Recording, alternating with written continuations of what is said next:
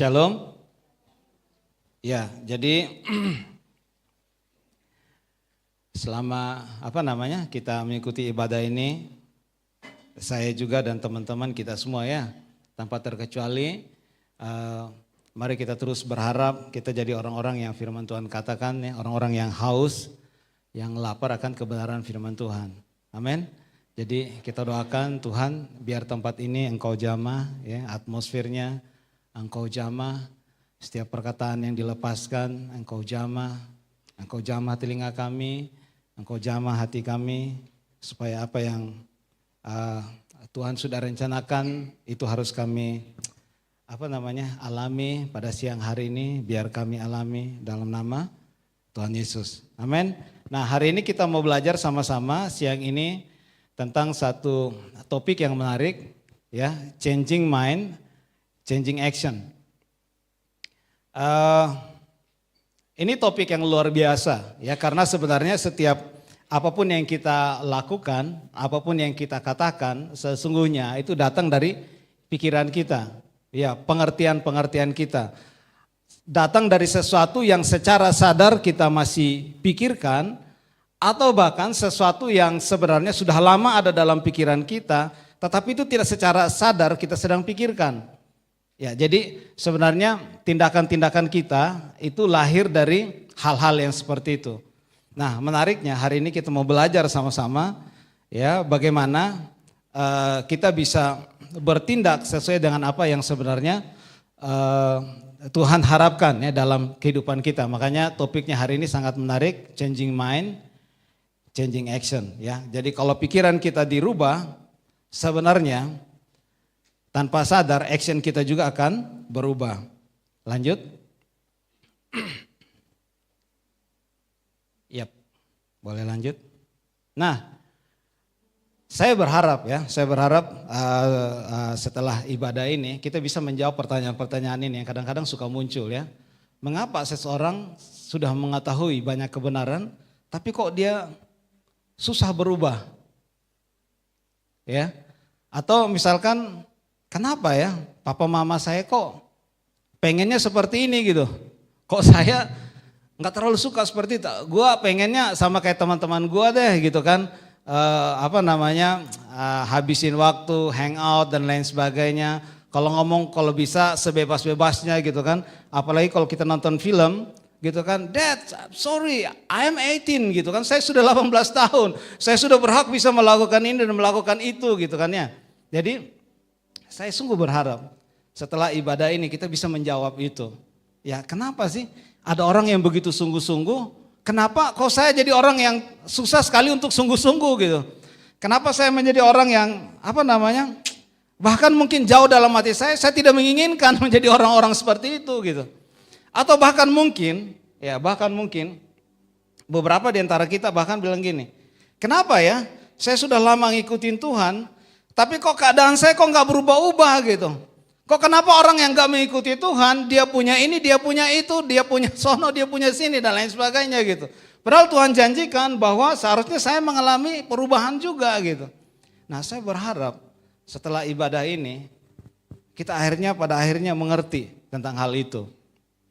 Kenapa ada beberapa orang susah sekali berubah setelah mengetahui begitu banyak kebenaran. Ya. Terus kemudian berubah bertahap versus total gitu kan. Kadang-kadang kan saya juga pernah begitu sih sama anak-anak PA saya bilang kalau udah terlalu saya nggak lihat dia nggak banyak berubah, ada satu dua orang saya bilang ya cobalah berubah pelan-pelan gitu.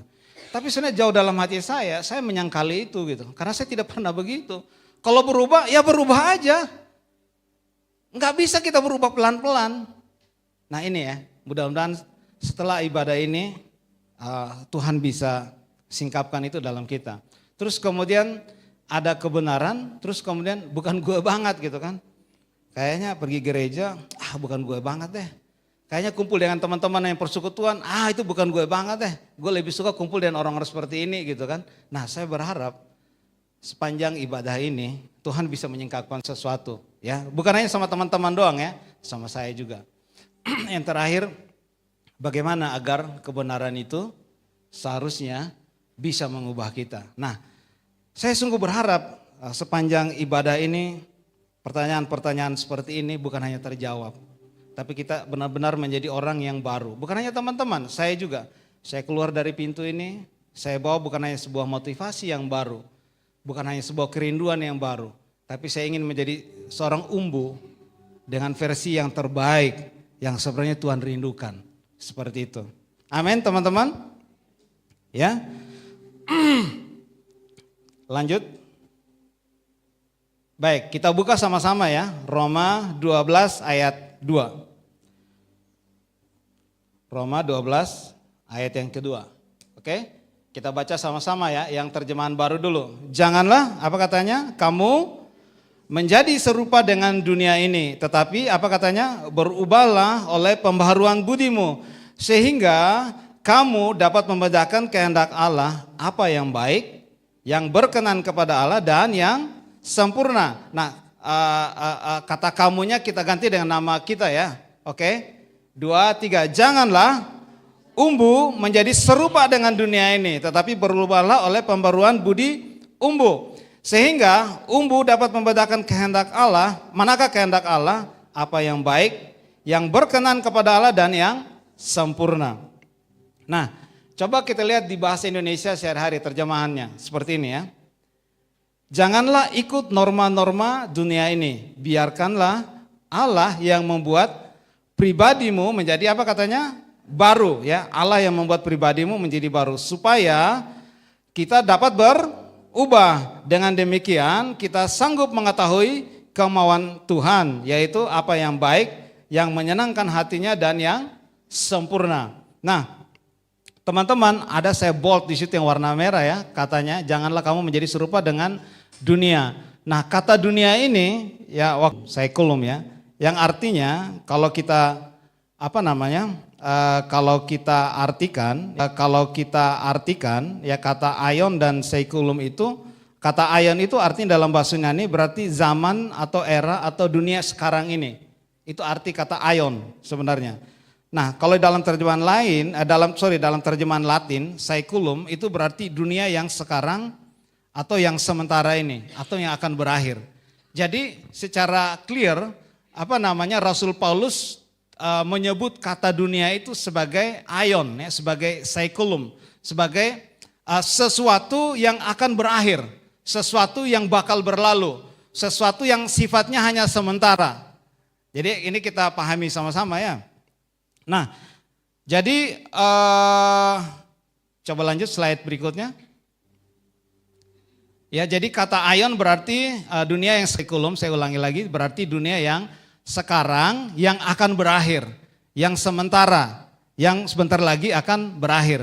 Jadi firman Tuhan katakan ya, supaya kita jangan menjadi atau menyerupai ya dengan dunia yang pasti akan berlalu atau berakhir ini. Nah, jadi di dalam Roma 12 atau ayat yang kedua ini menyampaikan janganlah kita menjadi serupa dengan dunia yang sebentar lagi akan berakhir. Ya, jadi yang pertama kita harus tahu bahwa konteksnya Rasul Paulus sedang ingin menyampaikan ya kepada kita semua bahwa sedang membuka kepada kita semua bahwa sebenarnya dunia yang sedang kita tinggali ini, yang kalau di bahasa lain firman Tuhan katakan di mana Tuhan membuang kita ya, adalah dunia yang sementara. Sesuatu yang tidak akan bertahan lama gitu. Yang sementara, yang benar-benar tidak akan bertahan lama, yang sementara. Nah, terus kemudian Rasul Paulus katakan janganlah kamu menjadi serupa dengan dunia yang sementara ini, dengan sesuatu yang sementara ini. Nah, sayangnya sekalipun kita tahu ini menjadi satu pertanyaan juga gitu ya. Tapi kok kenapa kita menjadi susah untuk menjadi tidak serupa dengan dunia ini gitu.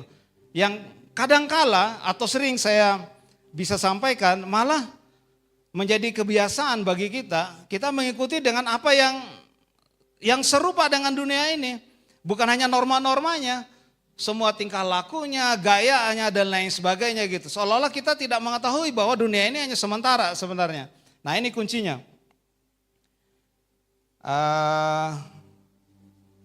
Nah, jadi tidak menjadi serupa atau arti dunia dimaksudkan dengan aion tadi ya, dengan saikulum tadi ya. Dalam ilustrasi saya ingin sampaikan seperti ini. ada sebuah kapal, kita sama-sama lagi naik sebuah kapal, ya, kapal pesiar lah, istilahnya seperti itu ya. Nah waktu kita naik kapal pesiar ini, begitu banyak penumpang di dalamnya, terus kemudian ada satu orang yang menyampaikan kepada kita bahwa sebentar lagi kapalnya akan karam gitu, akan tenggelam. Nah, tapi yang lain itu tidak mau hirauin gitu kan, karena mereka ada pesta pora lah dan lain sebagainya gitu kan, ada yang pesta pora mungkin, ada yang lagi baca buku mungkin, ada lagi yang main bola mungkin dan lain sebagainya, nggak tahu lah. Tapi di sini hanya sebagian orang yang benar-benar akhirnya melihat gitu, bahwa sebentar kapal ini akan tenggelam, akan berakhir gitu. Dia nggak akan pernah sampai ke tujuannya, dia akan tenggelam gitu. Dan sebagian orang ini akhirnya memilih percaya dan berusaha, kemudian bergabung dengan yang lain, ya keluar dari kapal tersebut, kemudian untuk keluar dari kapal tersebut gitu, berusaha bersikap dan mempersiapkan diri untuk keluar daripada kapal tersebut.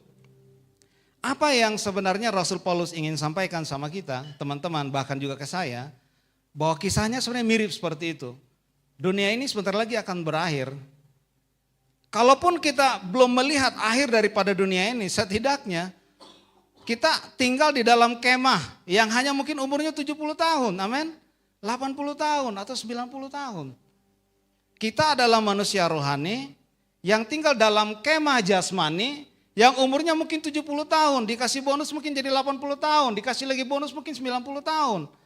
Toh akan berakhir juga, benar enggak? Nah Rasul Paulus sedang ingin menyadarkan sama kita, come on, jangan ikut dengan orang-orang yang nggak tahu, yang matanya buta dan nggak melihat dan nggak menyadari bahwa dia hidup seolah-olah dia bisa hidup selama-lamanya, seolah-olah dia bisa menentukan segala sesuatu. Seolah-olah bagi dia bahwa hidup ini cuma sekali. Rasul Paulus sedang ingin menyampaikan itu kepada kita. Bukan hanya kepada jemaat di Roma pada saat itu, tapi kepada kita juga saat ini. Ayo sadar bahwa sebenarnya hari-hari kita semuanya sedang dihitung. Amin. Bukan hanya masalah dunia yang akan berakhir. Tapi masalahnya kita juga tinggal di dalam tubuh dan kemah yang sebentar juga lagi akan berakhir. Amin. Lanjut ke slide berikutnya. Mari kita lihat. Selanjutnya setelah firman Tuhan tadi katakan, janganlah kamu menjadi serupa dengan dunia ini, aion atau sekulum, tetapi berubahlah oleh pembaharuan. Ya, kata pembaharuan itu diambil dari kata anakainosis. Ya, yang artinya apa? Renovasi secara total. Jadi kita nggak bisa beli mobil Mercedes, terus kemudian karena gue suka mobil Fortuner tadi, mobil Fortuner saya yang sekarang, terus kemudian saya bawa tempat duduknya masuk ke mobil Mercy gitu, saya pindahin tempat duduk mobil Mercedes, saya ganti dengan tempat duduk mobil Fortuner, nggak akan pernah matching, amin. Sama juga dengan kita. Kalau kita mau berubah, kita nggak bisa bawa kebiasaan-kebiasaan lama kita. Harusnya kita juga mau direnovasi secara total. Jadi bukan sebagian-sebagian ini saya bilang tadi menjadi pertanyaan. Bagi kita ada orang yang mau, ya deh kalau bisa saya berhenti pelan-pelan lah Bang Umbu. Ya nanti mungkin 1 tahun percayalah saya udah tinggalin itu semua gitu kan dan lain sebagainya. Faktanya itu gak akan pernah terjadi. Itulah yang diinginkan oleh dunia ini, benar? Hanya dari sekedar pikiran kita. Kalau kita mau berubah dan kalau kita benar-benar mengalami Tuhan, seharusnya semua yang lama itu juga bergeser, kita harus buang jauh-jauh. Karena kita udah beli mobil Mercedes masalahnya. Semuanya under deal-nya, spare part-nya, semua software-nya juga harus berubah seharusnya. Amin. Jadi nggak pernah ada ceritanya yang orang kalau mau berubah, dia berubah setengah-setengah. Kalau dia belum berubah secara total, artinya itu masih ada crack di dalam pikiran dia. Artinya ada satu pikiran tentang yang kebenaran, terus kemudian pikiran yang lama itu masih ada di sana. Jadi dia menjadi orang yang, kalau menurut saya, kalau bahasa kasarnya, linglung sebenarnya. Kalau datang ke gereja merasa terus kemudian, hanya sekedar bawa badan, tapi hatinya nggak di sini gitu kan dan lain sebagainya.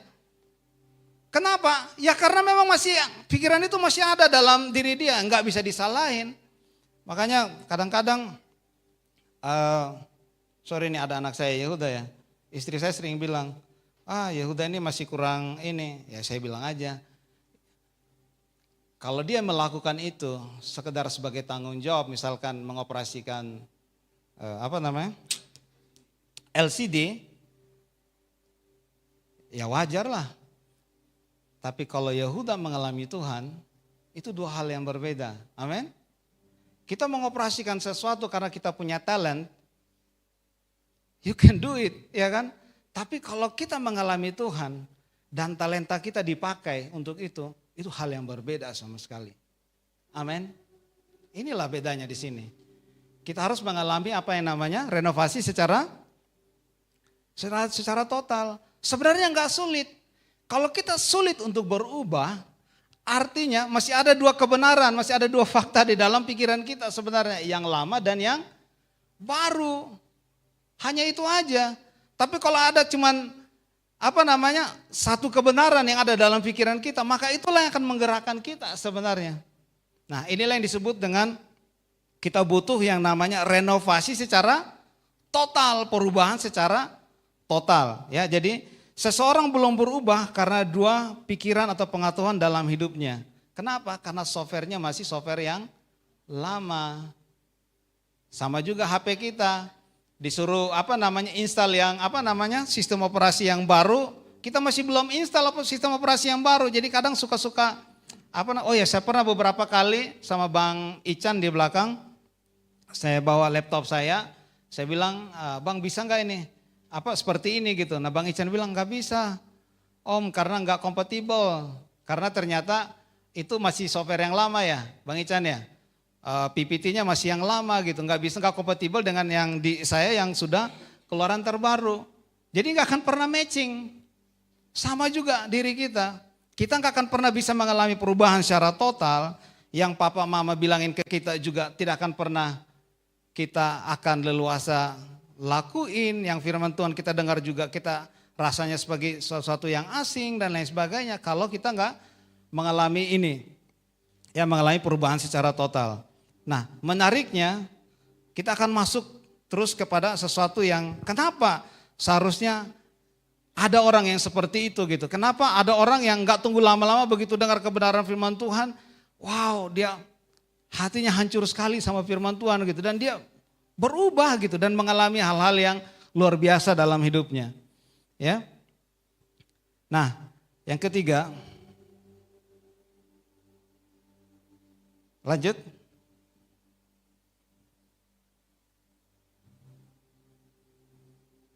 Udah? Mengapa seseorang yang sudah mengetahui banyak kebenaran tapi susah berubah sesuai yang tadi sampaikan ya. Lanjut.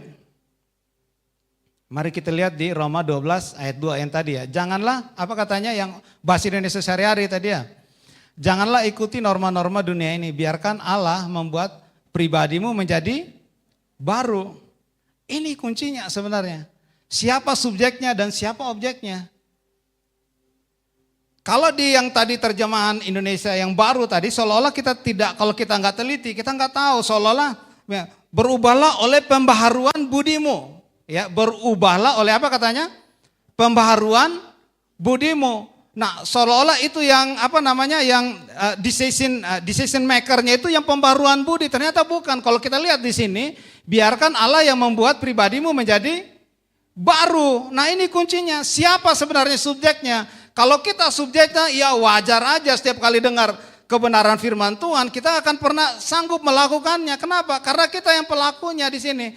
Tapi kalau Tuhan yang pelakunya, Tuhan yang membuat pribadi kita menjadi baru, dan kita adalah objeknya, maka kita akan melihat sesuatu sama seperti yang Tuhan mau kita lihat tadi. Kita akan mengerti sama seperti yang Tuhan mau kita pahami tadi. Makanya tadi di lagu yang pujian tadi yang di awal itu katanya, berikanlah apa karena?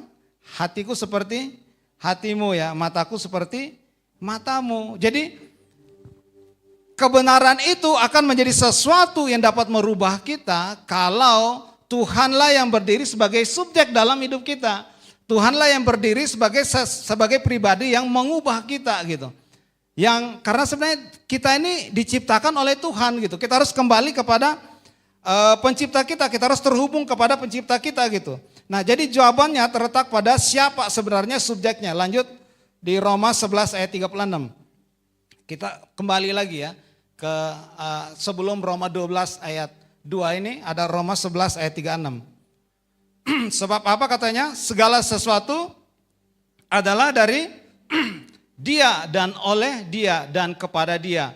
Bagi Dialah kemuliaan sampai selama-lamanya. Jadi sebelum Roma 12 ayat 2 dan Roma 12 ayat 1, ini ada Roma 11 ayat 36. Kita lihat benar-benar konteksnya. Jadi sebenarnya ayat Roma 12 ayat 2 ini tidak berdiri sendiri. Kita harus lihat konteksnya. Ini ada di Roma 11 ayat 36. Sebab apa katanya? Segala sesuatu adalah dari siapa? Dari Dia, oleh Dia dan kepada Dia. Jadi kita harus pahami ini benar. Bahwa sebenarnya segala sesuatu itu sebenarnya asalnya berasal dari Tuhan gitu. Nah, tapi kalau kita membuat segala sesuatu dalam hidup kita itu asalnya dari diri saya, kekuatan saya, pengertian saya, pikiran saya, maka at the end of the day kita sebenarnya sama dengan dunia ini. Itulah kenapa menjelaskan bagi teman-teman kita kalau kita berbisnis, ya hasilnya juga biasa-biasa. Sebenarnya mau bisnis kita, pekerjaan kita, semuanya harus dimulai dari pertemuan kita dengan Tuhan. Saya kebetulan melayani di International Chamber of Commerce, International Christian Chamber of Commerce. Banyak pada akhirnya orang-orang Kristen yang tanya, loh kok ini nggak kayak chamber yang biasanya, kadin yang kayak biasanya gitu. Terus saya jelasin, yang chamber yang kamu maksudkan di sini apa? Lihat ya tempat di mana kita bertransaksi, berdagang, bernegosiasi dan lain sebagainya. Iya benar sih, ya benar. Tapi di sini kita diajarkan, kita harus memulai segala sesuatu berbisnis itu dengan Tuhan Yesus. Amin. Karena Dia yang punya semuanya. Dia yang punya dunia ini. Dia yang tahu siapa customer kita. Dia yang tahu yang terbaik. Versi terbaik dari bisnis kita Dia yang tahu. Seharusnya dengan Dialah kita apa? Bernegosiasi. Seharusnya dengan Dialah kita bertemu pertama kali. Di kampus kita, di sekolah kita, apalagi pekerjaan kita, karir kita. Saya mau lempar lamaran 1000, saya mau lempar lamaran 100. Menurut saya itu hal yang sia-sia. Kita harus bertemu dulu dengan Tuhan, amin. Karena Tuhanlah yang tahu siapa kita. Kebenaran tidak pernah bisa mengubah kita kalau kita tidak mengalami ini dulu. Tahu tentang ini, bahwa sebenarnya segala sesuatu itu harusnya dimulai dari Dia. Sudah dimulai oleh Tuhan, pelakunya juga siapa? Adalah oleh siapa? Oleh Dia, oleh Tuhan. Dan yang pada akhirnya nanti kepada Dia sebesar-besarnya kemuliaan untuk Tuhan. Lanjut, ini menarik lagi berikutnya. Lanjut, jikalau kita sebagai subjek, inilah yang mendorong kita kepada kegagalan demi kegagalan mengikuti Tuhan. Dan akhirnya menjadi serupa dengan dunia ini. Intinya adalah Tuhan yang harus dikembalikan sebagai subjek dalam hidup kita. Amin. Apapun itu. Teman-teman yang di kampus, teman-teman yang bekerja, teman-teman yang berbisnis, teman-teman yang masih sekolah, masih SMP, SMA, kita harus belajar tahu ini. Tuhan harus menjadi subjek kita. Tuhan harus menjadi pribadi yang bertahta dalam hidup kita. Lanjut. Nah, inilah kuncinya Roma 12 ayat 1. Sebelum Roma 12 ayat 2, sebenarnya kalau kita mau belajar sama-sama, kuncinya itu ada di Roma 12 ayat 1. Karena itu apa katanya? Saudara-saudara baca sama-sama 2-3. Demi kemurahan Allah aku menasihatkan kamu supaya kamu mempersembahkan tubuhmu sebagai persembahan yang hidup, yang kudus, yang berkenan kepada Allah. Itu adalah ibadahmu yang sejati. Kata tubuh di sini yang dimaksudkan misalkan kalau saya bilang Bang Geris, berarti sebenarnya apa? Bukan hanya raga dia kan? Tapi ada roh dia, ada jiwa dia. Di dalam jiwa dia ada pikiran, ada kehendak, ada perasaan. Artinya holistik. Pengertian kata tubuh di sini adalah holistik sebenarnya, bukan tubuh jasmani gitu. Yang harus kita persembahkan kepada Tuhan sebagai persembahan yang hidup, yang kudus, dan yang berkenan kepada Allah. Nah, itu adalah ibadah yang sejati. Nah, jadi latar belakang kitab Roma ini, di kitab Roma 12, bahwa Paulus mengajarkan untuk menyembah Tuhan dengan persembahan tubuh, roh, jiwa, dan raga sebenarnya. Ya, latar belakangnya di situ. Kenapa? Begini, zaman dulu sebelum Tuhan Yesus, zaman perjanjian lama, orang percaya itu kalau menyembah Tuhan itu gimana? Mereka bawa persembahan kan? Apa yang mereka punya kan ya? Kalau mereka punya hewan, mereka harus wajib memberikan hewan yang sulung kan? Yang terbaik, ya kan? Kalau mereka punya hasil bumi, maka hasil bumi yang paling pertama itulah yang dibawa sebagai persembahan, ya kan? Sebagai korban bakaran dan lain sebagainya. Nah, Rasul Paulus ini sebelum dia menjadi seorang Paulus, dia adalah seorang Saulus, ya kan? Kalau kita baca di Alkitab ya, orang yang sangat benar-benar mengerti tentang Taurat, bahkan dididik tentang hukum-hukum Taurat. Jadi dia tahu betul. Nah, jadi latar belakang kitab Roma ini adalah Rasul Paulus menyampaikan, inilah Roma itu kan sebenarnya kitab Roma itu kan dasar-dasar daripada teologi Kristen ya. Di sini Rasul Paulus menyampaikan kalau orang dulu yang percaya datang menyembah sama Tuhan harus bawa korban-korban persembahan seperti itu. Sekarang dia bilang sebagai orang yang benar di dalam Kristus, maka korban yang benar itu adalah tubuh kita, adalah hidup kita katanya. Itulah ibadah yang sejati. Tubuh kita artinya apa? Pikiran kita, perasaan kita, kehendak kita, roh kita. Itu harus apa katanya? Hidup. Hidup itu artinya apa? Life kan, harus konsisten. Enggak bisa hari ini seperti ini, hari Minggu seperti ini, besok hari Senin berubah lagi. Enggak bisa. Yang namanya hidup, life itu artinya apa? Berlangsung secara terus menerus gitu, konsisten. Ya, terus kemudian kudus dan yang berkenan kepada Allah. Artinya kudus artinya apa? Dikhususkan, dipisahkan. Makanya firman Tuhan katakan tadi di Roma 12 ayat 2 katakan apa? Janganlah menjadi serupa dengan dunia ini, tapi berubahlah oleh pembaruan budi. Artinya apa? Dikuduskan, dipisahkan, diisolasi. Ya, terus kemudian dan yang berkenan kepada Allah. Makanya di Roma 12 ayat 2 itu supaya kita mengerti kehendak Allah apa? Yang baik, yang berkenan, dan yang sempurna. Ada 3 hal itu ya. Nah, jadi kalau kita lihat kuncinya adalah ibadah yang sejati. Ya, coba kita lihat slide yang berikutnya. Inilah ya, dalam ibadah yang sejatilah seseorang mengalami pertemuan dengan Tuhan. Ibadah yang sejati, yang terhubung dengan Tuhan pencipta kita, maka pada saat itu software kita juga dibaharui. Sistem operasi kita, pengertian yang baru, ya, sistem operasi kita juga akan dibaharui sehingga kita memiliki pengertian yang baru, kemudian kita mendaulat tindakan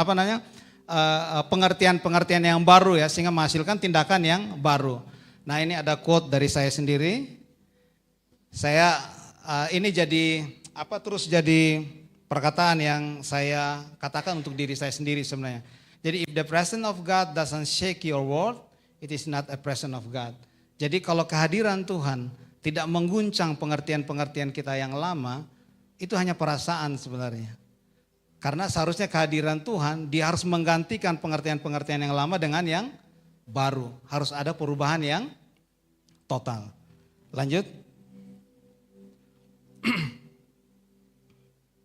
Nah, kita lihat timelinenya dari kanan ke kiri ya. Jadi yang pertama itu selalu pasti dimulai dengan ibadah yang sejati. Artinya apa? Pertemuan dengan Tuhan. Seorang Saulus ya, sebelum dia jadi Paulus, dia orang yang benar-benar luar biasa dia pelajari. Ya, terus kemudian pertemuan dengan Tuhan itu maka Tuhan memberikan kita software yang baru sebenarnya, manusia yang baru, versi yang baru, umbu yang baru di situ. Kebenaran artinya apa? Yang baik, yang berkenan dan yang sempurna di mata Tuhan bisa kita lakukan sehingga akhirnya mempengaruhi pikiran kita dan pada akhirnya mempengaruhi apa? Sikap dan tindakan kita. Itulah changing mind, changing action, teman-teman. Jadi saya ingin menutup ibadah kita pada siang hari ini.